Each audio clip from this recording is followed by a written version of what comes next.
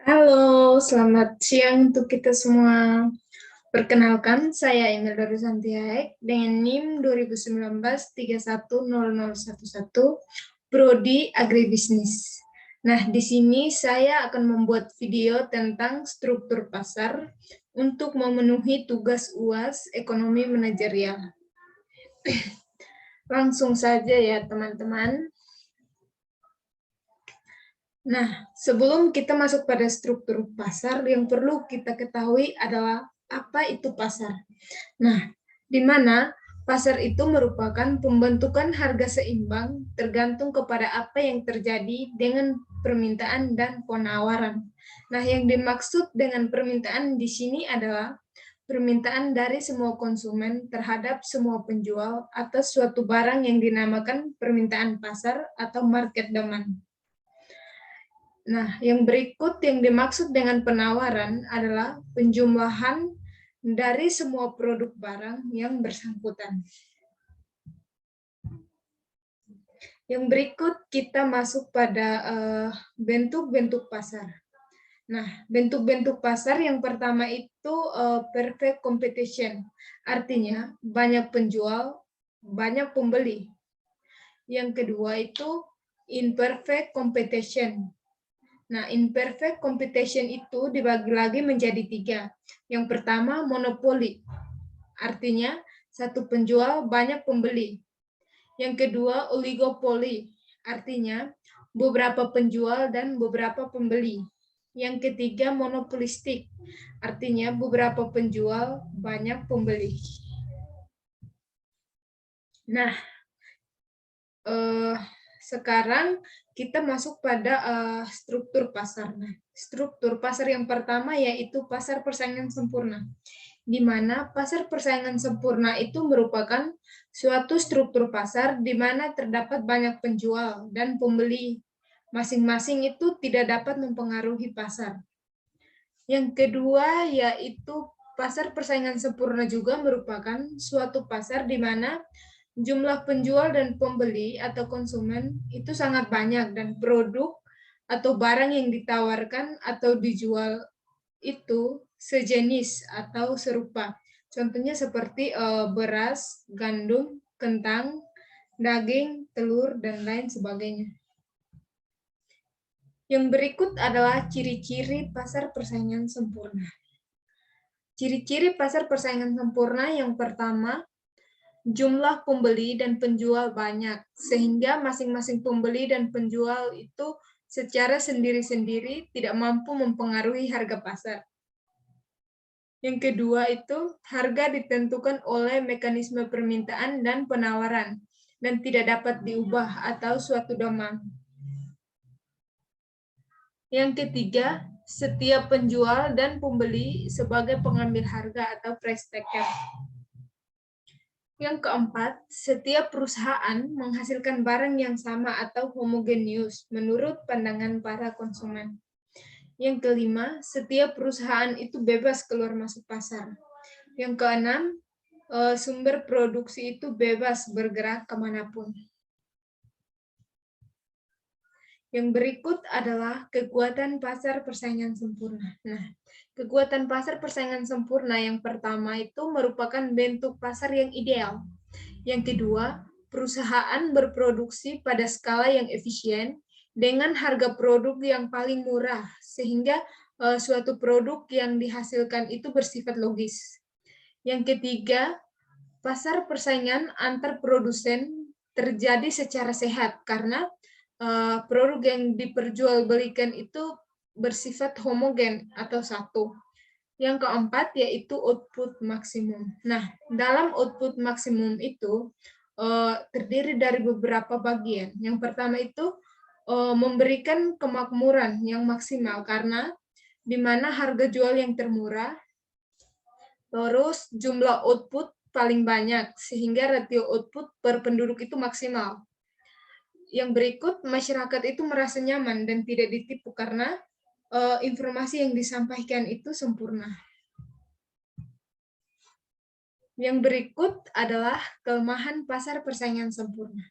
Nah, dalam pasar persaingan sempurna, itu tidak ada dana untuk melakukan penelitian. atau pengembangan produk, sehingga ada inovasi minimal dan inovasi dari produsen sangat kurang, karena produk yang dijual itu sama. Yang berikut adalah pembeli mengalami keterbatasan dalam memilih barang atau jasa. Nah, karena produk yang dijual itu adalah sama dan kualitasnya pun juga sama. Yang berikut adalah pekerja itu cenderung menerima gaji atau upah yang rendah. Yang berikut sering ada ketidakseimbangan dalam distribusi pendapatan dari masing-masing produsen. Nah, yang berikut kita masuk pada struktur pasar yang kedua, yaitu pasar monopoli. Di mana pasar monopoli merupakan sebuah bentuk pasar yang bukan persaingan sempurna, itu dinamakan pasar persaingan tidak sempurna atau imperfect competition, yang mempunyai berbagai bentuk seperti pasar persaingan monopolistik. Sering yang kita ketahui bahwa pasar monopoli adalah suatu bentuk pasar di mana hanya dapat satu penjual atau penjual tunggal, yang artinya itu mereka bebas menentukan harga. Yang berikut itu penjual sebagai penentu harga atau price setter dan pembeli sebagai price taker. Contohnya itu seperti PLN, Pertamina, dan lain sebagainya. Yang berikut adalah penyebab terjadinya pasar monopoli. Nah, penyebab terjadinya pasar monopoli yang pertama itu adanya penguasaan suatu sumber daya inti atau modal yang tinggi. Yang kedua adalah adanya penguasaan teknik produksi tertentu atau teknologi tinggi. Yang ketiga adalah adanya penguasaan hak paten untuk produksi tertentu. Yang keempat adalah peraturan pemerintah atau sesuai dengan undang-undang. Yang kelima adalah biaya produksi itu lebih efisien dibandingkan produsen yang lainnya atau yang sering disebut dengan monopoli ilmiah. Yang berikut adalah ciri-ciri pasar persaingan monopoli.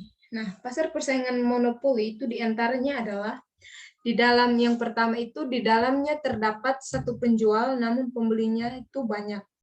Yang kedua, tidak terdapat seorang pihak yaitu produsen lain yang bisa memproduksi produk substitusi. Yang ketiga, pembeli atau konsumen hanya memiliki satu pilihan, tidak ada pilihan lainnya. Yang keempat adalah penentu harga adalah dari produsen itu sendiri. Yang berikut kita masuk pada struktur pasar yang ketiga, yaitu pasar oligopoli. Nah, yang kita ketahui bahwa pasar oligopoli itu merupakan salah satu bentuk pasar di mana dikuasai oleh beberapa penjual atau konsumen saja. Nah, masing-masing penjual itu mempunyai pengaruh atas harga barang yang dijual, tetapi tidak sebesar pengaruh penjual monopolis. Yang berikut itu adanya saling ketergantungan antara perusahaan yang satu dengan perusahaan yang lain. Yang berikut, untuk menguasai harga dan konsumen itu adalah menggunakan merek-merek dengan tertentu atau disebut dengan diferensiat produk dengan mutu dan rasa agak sedikit berbeda. Yang berikut, perusahaan oligopolis itu bersedia bekerja sama dengan saingannya, menjalankan kebijakan harga output untuk memperoleh laba maksimal. Contohnya perusahaan makanan ternak atau GPMTP. Yang berikut adalah ciri-ciri pasar oligopoli. Nah, ciri-ciri pasar oligopoli yang pertama itu terdapat beberapa penjual saja dengan konsumen yang cukup banyak. Yang kedua, produk berupa barang atau jasa memiliki sifat homogen dengan beberapa sentuhan inovasi dari beberapa titik. Yang ketiga, produsen baru bisa masuk pasar meskipun banyak tantangan dan kesulitan yang harus mereka hadapi. Yang keempat adalah penjual menjadi pihak yang mengendalikan harga dan terdapat ketergantungan serta persaingan yang ketat di antara produsen.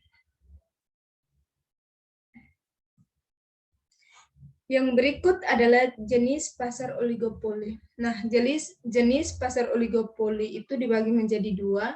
Yang pertama, oligopoli dengan kerjasama, yang artinya apabila perusahaan yang ada dalam industri bersepakat untuk melakukan kerjasama, misalnya itu dalam hal pertemuan harga maupun jumlah produksi. Nah, yang kedua itu adalah oligopoli tanpa kerjasama, yang artinya apabila perusahaan yang ada di dalam industri itu tidak melakukan kesepakatan atau kerjasama. Yang berikut kita masuk pada struktur pasar yang keempat, yaitu pasar persaingan monopolistik.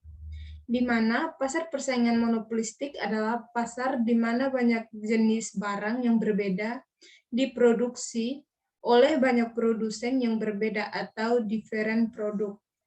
Nah, yang berikut adalah unsur-unsur pasar persaingan monopolistik.